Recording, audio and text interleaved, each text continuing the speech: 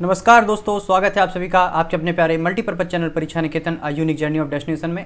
और हमारे जो एसएससी एमटीएस के एग्जाम चल रहे हैं उन्हीं एग्जाम के एनालिसिस को लेकर के और जो मेमोरी बेस्ड क्वेश्चंस आपके सामने आए हैं और साथ ही साथ जो एक्सपेक्टेड क्वेश्चन आपके बन सकते हैं तो उन्हीं को लेकर के आज हम आपके सामने लेकर आए हैं। ये बहुत ही इंपॉर्टेंट 25 क्वेश्चन जो कि आपके एग्जाम में बिल्कुल तख्त की कीद साबित होने वाले हैं। तो बिना समय को बर्बाद करते हुए बढ़ते हैं आज के अपने पहला जो मॉडल टेस्ट हमने बनाया है इसके पहले क्वेश्चन की ओर। और पहला क्वेश्चन आपके सामने लिखा हुआ है क्या, select the correctly spelled word, यानी आपके सामने ये 4 ऑप्शन है और आपको बताना है कि जो किस वर्ड की स्पेलिंग है वो करेक्ट है। यहाँ पे लिखा है एपेरी, ठीक है। एपेरी की जो करेक्ट स्पेलिंग होती है वो होती है APIARY, इसलिए हम बोल सकते हैं ऑप्शन नंबर 1 हमारा क्या हो जाएगा, करेक्ट हो जाएगा। ठीक है, पढ़ते हैं नेक्स्ट क्वेश्चन नंबर 2 की ओर। और एपेरी में सभी लोग जानते हैं जहाँ पर जो भौरे होते हैं, ठीक है, और भौरे रहते हैं उसी को एपेरी कहा जाता है। ओके, इसी को मधुवाटिका के नाम से भी जानते हैं। नेक्स्ट क्वेश्चन नंबर 2 है, यहाँ पे एक वर्ड लिखा हुआ है ऑब्स्ट्रैक्ट, और ऑब्स्ट्रैक्ट से आपका पूछा गया है एंटोनिम क्या होगा। ऑब्स्ट्रैक्ट का हिंदी मतलब होता है विरोध करना। ऑब्स्ट्रैक्ट का मतलब क्या होता है, विरोध करना। तो यानी आप किसी का विरोध कर रहे हैं तो डेफिनेटली इसका एंटोनिम क्या हो जाएगा, किसी का अलाउ करना। तो इसका करेक्ट आंसर हो जाएगा ऑप्शन नंबर डी, अलाउ करना। यहाँ पे आपको सभी वर्ड का एक्सप्लेनेशन दिया गया है। ऑब्स्ट्रैक्ट का मतलब क्या होता है, प्रिवेंट, किसी से बचना, और इसका अपोजिट मैंने बता दिया, अलाउ हो जाएगा। हिंडर का मतलब होता है किसी चीज़ को make it difficult for someone to do something, कोई चीज़ कर रहे हैं उसको डिफिकल्ट बनाना। ब्लॉक मतलब किसी को रोकना। कर्व का मतलब क्या होता है, इसका मतलब भी होता है चेक करना किसी चीज़ को, ठीक है। और अलाउ का मतलब क्या होता है, किसी चीज़ को अलाउ करना, टू डू समथिंग, किसी कार्य के लिए। तो यहाँ पे जो करेक्ट आंसर इसका एंटोनिम का क्या हो जाएगा, ऑब्स्ट्रैक्ट का अलाउ हो जाएगा। ऑप्शन नंबर हमारा डी करेक्ट है। नेक्स्ट क्वेश्चन नंबर 3 है आपका एसिमिलेट। एसिमिलेट का मतलब होता है मिलाना, क्या होता है, मिलाना। और इसका पूछा गया, सिनोनिम पूछा गया है। और डिस्ट्रीब्यूट का मतलब होता है बांटना, तो ये होगा नहीं। अरेंज का मतलब क्रम में लगाना, ये भी नहीं होगा। रिसीव का मतलब क्या होता है, ग्रहण करना, ये भी नहीं होगा। और एसिमिलेट का मतलब मिलाना होता है। तो एब्जॉर्ब, एब्जॉर्ब का मतलब भी होता है किसी चीज़ में मिल जाना। तो हम बोल सकते हैं ऑप्शन नंबर डी करेक्ट है। और अगर आप डिटेल एक्सप्लेनेशन देखना चाहते हैं तो जो हमारी अगली स्लाइड होती है उस अगली स्लाइड में इनका बहुत ही अच्छे से एक्सप्लेनेशन दिया जाता है, जिसको आप देख सकते हैं। ठीक है, तो ये क्वेश्चन हमारे 3 हो गए। पढ़ते हैं नेक्स्ट क्वेश्चन नंबर 4 पर। यहाँ पर जो सेंटेंस दिया गया है, सेंटेंस को 4 भागों में बांटा है और आपको बताना है कि सेंटेंस के किस पार्ट में एरर है। ठीक है, topping the exam was a movement of large Joy for Neeru. Neeru के लिए एग्जाम में टॉप करना एक बहुत ही बड़ी खुशी की बात है। तो यहाँ पर एक बार अगर आप ऑप्शन नंबर सी में देखेंगे, यहाँ पे लिखा हुआ है लार्ज, क्या लिखा हुआ है, लार्ज, और यहाँ पे लिखा हुआ है जॉय, और खुशी की बात। तो आपको मैं बता दूं, एक होता है लार्ज और एक होता है बिग। दोनों को ध्यान से देखना। जो लार्ज वर्ड है ये फिजिकल चीज़ के लिए इस्तेमाल किया जाता है, यानी फिजिकल कोई चीज़ है जिसको हम टच कर सकते हैं उसके लिए लार्ज वर्ड बड़े के सेंस में प्रयोग होता है। लेकिन जॉय, जॉय का मतलब क्या होता है, खुशी, जो कि एक प्रकार का आपका एब्स्ट्रैक्ट नाउन है। और एब्स्ट्रैक्ट नाउन के लिए अगर आप बड़ा सेंस में कुछ इस्तेमाल करना चाहते हैं तो लार्ज का प्रयोग ना करके आप बिग का प्रयोग करें। तो यहाँ पे जो इसी वाले पार्ट में एरर है तो हम बोल सकते हैं ऑप्शन नंबर डी करेक्ट है। और ये देखो यहाँ पे लिखा हुआ है, जो मैंने आपको एक्सप्लेन किया है वही सब यहाँ पे लिखा हुआ है कि लार्ज एक एडजेक्टिव है, ठीक है, और Joy is an abstract noun है। और लार्ज का जो प्रयोग होता है वो किसके लिए करते हैं, डिस्क्राइब द फिजिकल साइज को डिस्क्राइब करने के लिए इसका प्रयोग करते हैं। और बिग का प्रयोग किसके लिए करते हैं, refer to the physical size of an object. ठीक है, तो ये सारी चीज़ें आपको बिल्कुल ध्यान रखनी है। ऑप्शन नंबर डी में एरर थी हमारी। तो नेक्स्ट क्वेश्चन नंबर 5 देखते हैं। My grand mother is always lively and energetic despite of her ill health. कि मेरी जो आपकी दादी माँ हैं, ठीक है, is always lively and energetic despite of her ill health, मतलब अपनी बुरी स्थिति या बीमार रहने के बावजूद भी हमेशा एनर्जेटिक रहती हैं।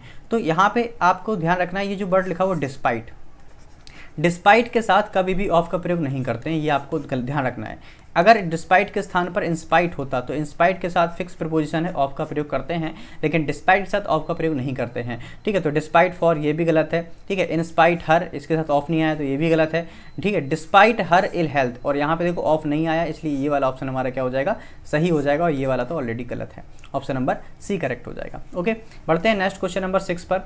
आपके सामने एक वर्ड लिखा हुआ है सब्ट्रैक्ट। सब्ट्रैक्ट का सभी मतलब जानते हैं क्या होता है, घटाना। और इसका एंटोनिम पूछा है, यानी कि विलोमजद पूछा है, तो इसका मतलब क्या हो जाएगा, किसी चीज़ को बढ़ाना, यानी इनलार्ज करना। तो ऑप्शन नंबर सेकंड करेक्ट हो जाएगा।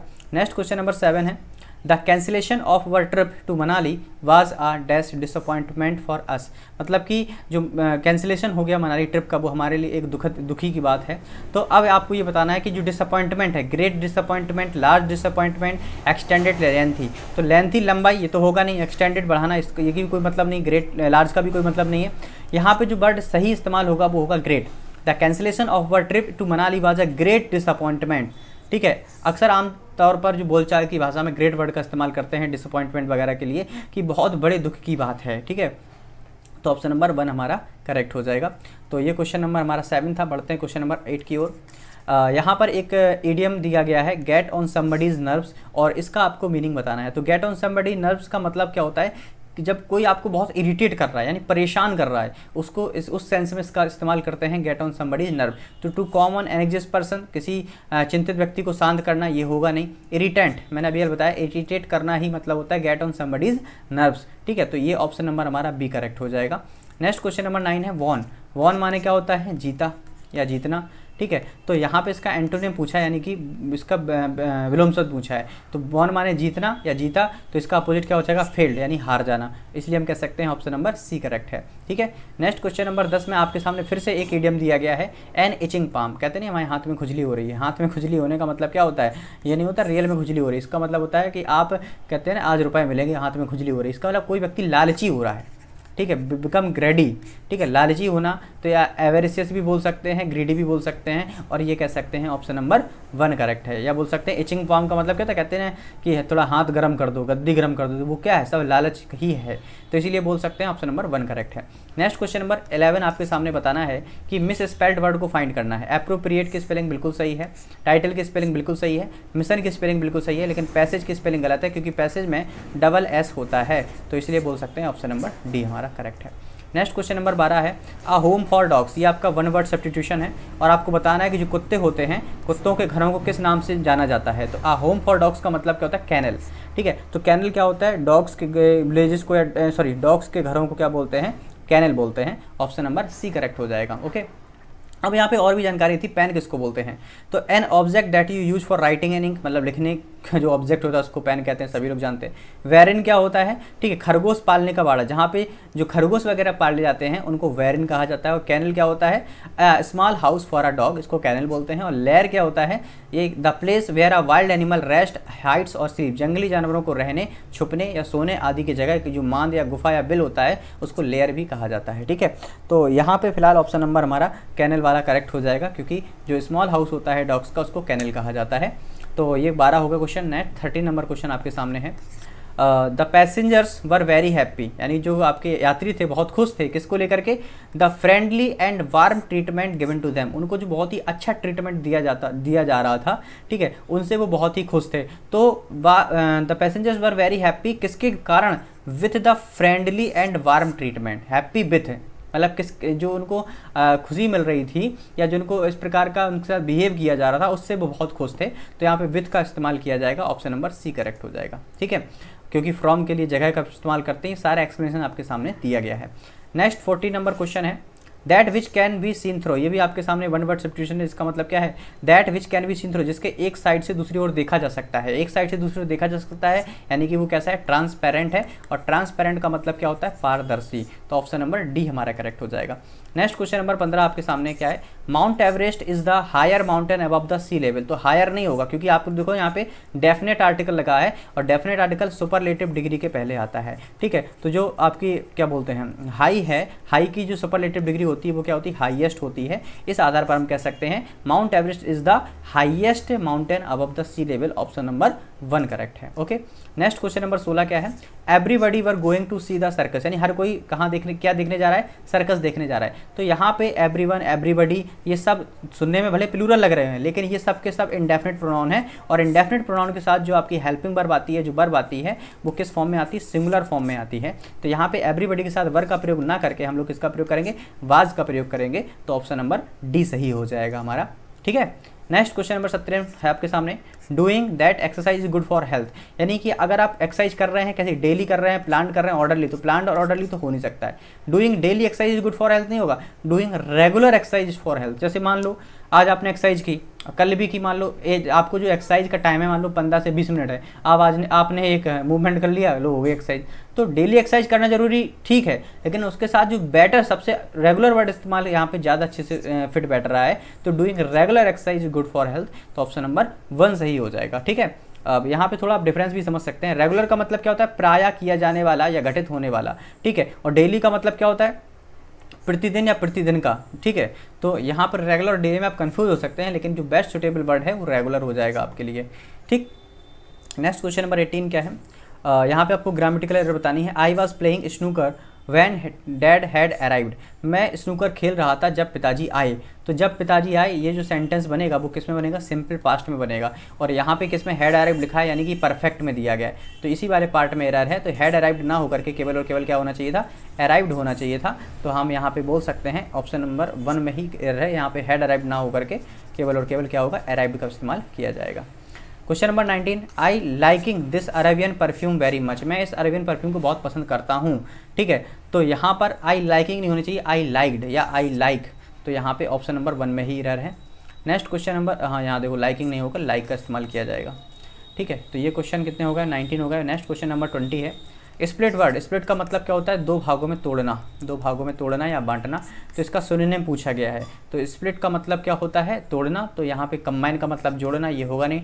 डिवाइड का मतलब तोड़ना, ये हो जाएगा। जॉइन, अटैच, ये सब सिनोनिम है इसके, सॉरी एंटोनिम के सेंस में आएंगे। तो ऑप्शन नंबर 2 हमारा करेक्ट है। तो ये क्वेश्चन हो गए हमारे 20। बढ़ते हैं 21 की ओर। अब आपके सामने 21 से लेकर 25 तक 5 क्वेश्चन हैं जो कि पैसेज के हैं। तो इसमें आपको करेक्ट फिल करना है। His friend did not return even the next day, उसका दोस्त अगले दिन भी नहीं आया।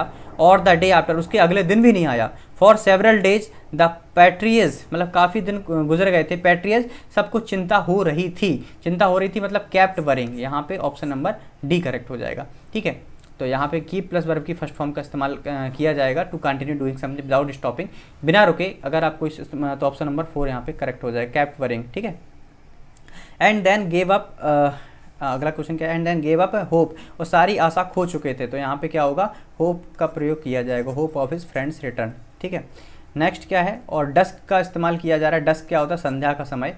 ठीक है, नहीं सॉरी भोर का समय। तो यहाँ पे ऑप्शन एट डस्क का प्रयोग किया जाएगा। At dusk a hare came to the tree and, तो यहाँ पे ऑप्शन डस्क के साथ किसका होगा, एट का प्रयोग होगा। Came to the tree and and देखो अब यहाँ पे क्या है, an empty hole at the foot of the tree. अब यहाँ पे नोटिंग है, वाचिंग है, लुकिंग है, सीइंग है, तीनों सब में डिफरेंस पता होना चाहिए। वाचिंग का मतलब होता है एक निश्चित समय के लिए देखना। लुकिंग का मतलब होता है किसी चीज़ की फाइंड करने के सेंस में आता है। और सीइंग मतलब होता है देखना घूर के। और नोटिंग का मतलब होता है ध्यान से इस तरीके से देखना जैसे किसी चीज़ को आप नोटिस कर रहे हो। तो यहाँ पे नोटिस ही करने के सेंस में इस्तेमाल किया जा रहा है, तो नोटिंग वर्ड का इस्तेमाल होगा। ठीक है, नोटिंग एन एम्प्टी होल है, नोटिंग एन एम्प्टी होल। तो ऑप्शन नंबर हमारा 1 करेक्ट हो जाएगा। ठीक है, नेक्स्ट क्वेश्चन क्या है, एंड फुल क्या लिखा है, hole at the foot of the tree and shelterly and took the shelter inside. तो यहाँ पे किसका प्रयोग किया जाएगा, ऑप्शन नंबर सी का प्रयोग किया जाएगा, क्योंकि सिंपल पास्ट में सेंटेंस आपका बन रहा है। तो दोस्तों ये हमने पूरे 25 क्वेश्चन देखे। ये वो क्वेश्चन थे जिनमें से बहुत सारे क्वेश्चन आपके पूछे गए थे एग्जाम में, क्योंकि इनमें आपके मॉडल टेस्ट पेपर के यानी एक्सपेक्टेड क्वेश्चन के साथ साथ जो मेमोरी बेस्ड क्वेश्चन थे वो भी आप में इसके साथ इंक्लूड किए गए थे। तो आई होप दोस्तों आप लोग को वीडियो पसंद आई होगी। तो अपनी तैयारी को मजबूत बना रखें। मिलते हैं अगले प्रैक्टिस सेशन में अगले मॉडल पेपर के साथ। तब तक के लिए टेक केयर, बाय बाय।